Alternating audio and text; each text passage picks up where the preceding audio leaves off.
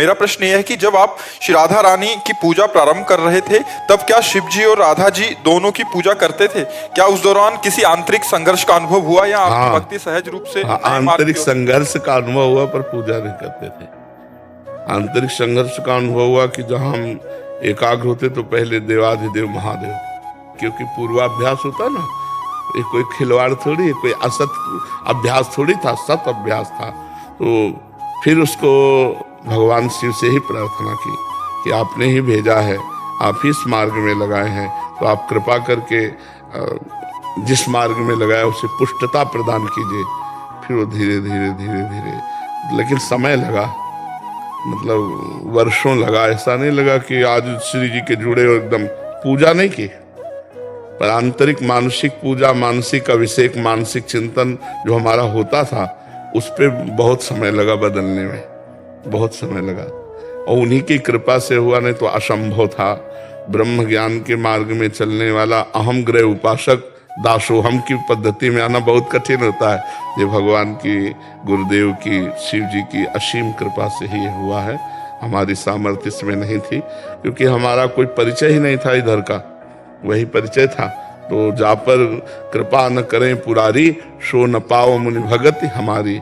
और एक गुप्त मत सबई कहो कर जोरी, शंकर भजन बिना नर भगति न पावे मोर। तो भगवान शिव की ही कृपा से प्राप्त हुआ, और वही कृपा करके इसमें दृढ़ रति दिए।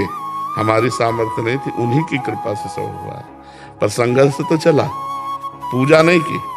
जिस दिन से उन्होंने हमको श्री जी के चरणों में अर्पित किया, उस दिन से अर्घदान प्रकट भी नहीं किया। मानसिक जो चलता रहा उस पर संघर्ष चलता रहा, और फिर कुछ दिन बाद ठीक हो गया। समझ पा रहे आप?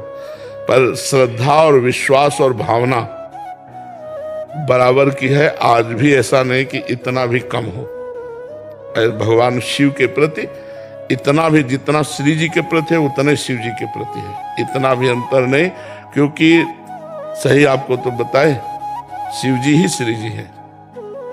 आप देवी भागवत में प्रमाण देख लीजिए, भगवान शंकर ही जो गौरांग गंगाधर हैं वही गौरी प्रिया जो हैं, और जो भगवती उमा हैं वही कृष्ण रूप में है।